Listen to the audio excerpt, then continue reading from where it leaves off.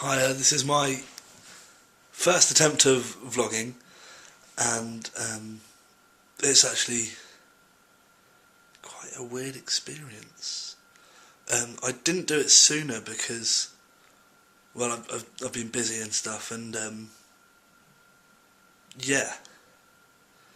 So we were asked to talk about YouTube as a city and the physicality of YouTube, and it's always got me thinking about how, in my mind, it is really a physical place. You go and you visit, and for some people it is their lives, and they do live most of the time on YouTube. I know my friends back home spend the majority of their time when they're not working surfing through, and they've got certain channels that they follow, and it is very much the same as in real life with the media, um, and how you have your own paper that you would buy, so you might only read The Guardian, so you'll only watch certain videos made by certain people. But it's actually quite interesting the way that it's also marketed, and how Google are very, very clever,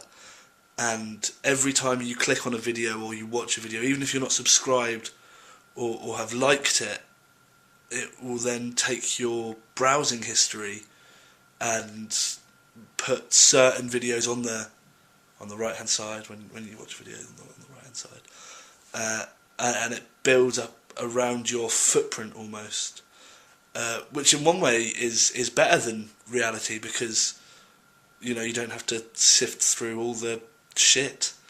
It's quite nice, they tailor it to you, although they do still put strange things on there. And in another way that it relates to a city in real life is the advertising, and how much actually advertising costs on YouTube, how much it costs to have your advert there rather than anyone else's. It's the same as, say, like the Super Bowl advertising is insanely expensive.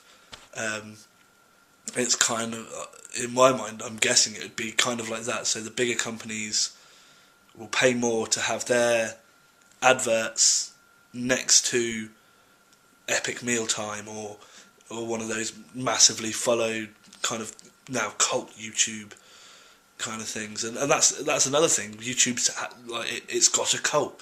We have a cult on YouTube of certain types of video that we like to watch.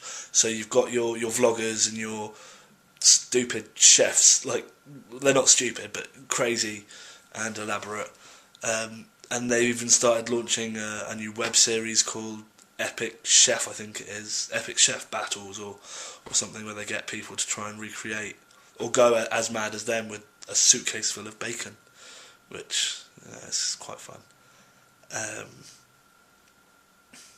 Yeah, and in our session, I've been rambling. I've probably gone off track a lot. I do that a lot. You'll get used to it.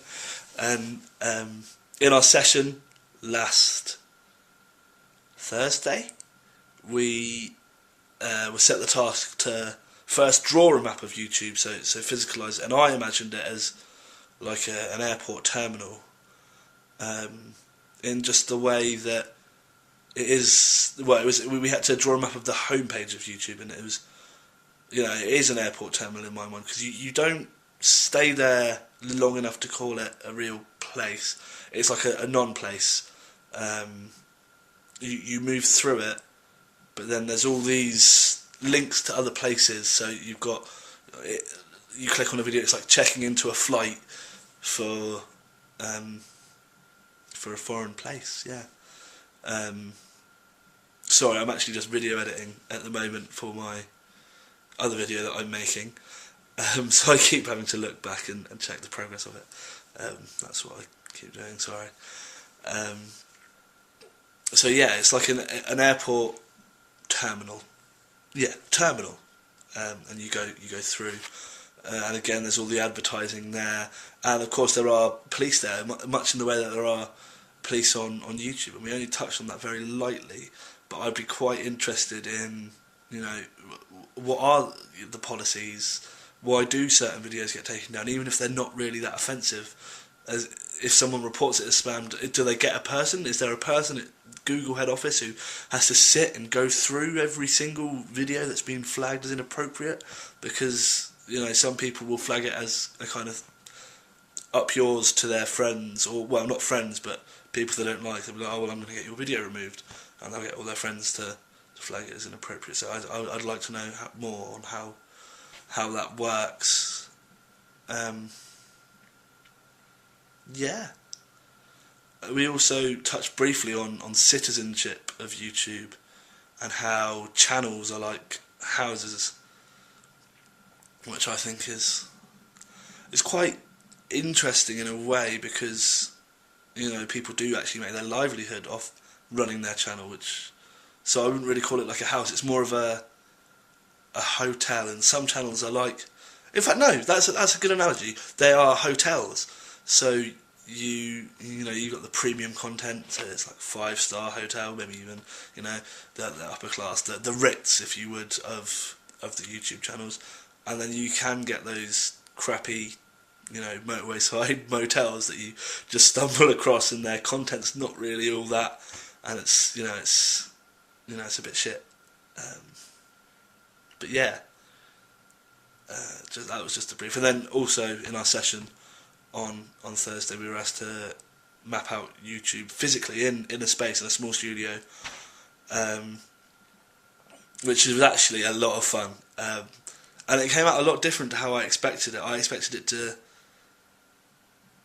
Well, it was a lot better than I expected it in my head. At first, it was kind of daunting to create this virtual space in real space, and that shift, and that's why it's quite interesting, because now looking back at it, it is like YouTube is a real space to me,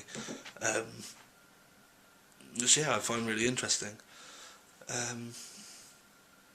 Yeah,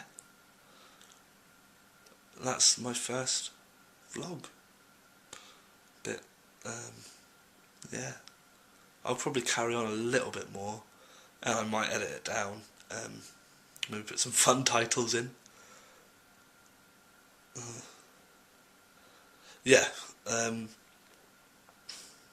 so I'm looking forward to carrying on my research into YouTube as a city. It's been really good so far, and I'm really excited to carry on, and I still don't quite understand how to address, well, not address, but to talk in a vlog, so I just spoke at you, really, and that's probably not the best of things, but it's done, and I don't really want to record it again because I'm lazy. So yeah, cheers. Just another quick thing that I want to bring up as well is YouTube beef, or YouTube fights. I've only ever seen one, which wasn't really a fight, but more of a riposte to each other between two spoken word artists, Mark Grist, who's a battle rapper, but also a member of the Dead Poets, and Scroobius Pip, who is a spoken word and almost hip hop artist, and they were almost having a rap battle between each other because someone said something or other and it got posted around, just in the same way that there's like Twitter arguments and celebrities fall out over Twitter, which I think is a little bit crazy.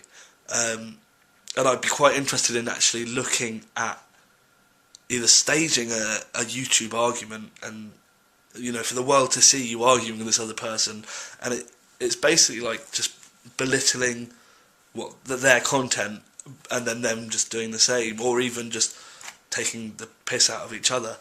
And I've never really seen many cases of it apart from the one that I previously mentioned.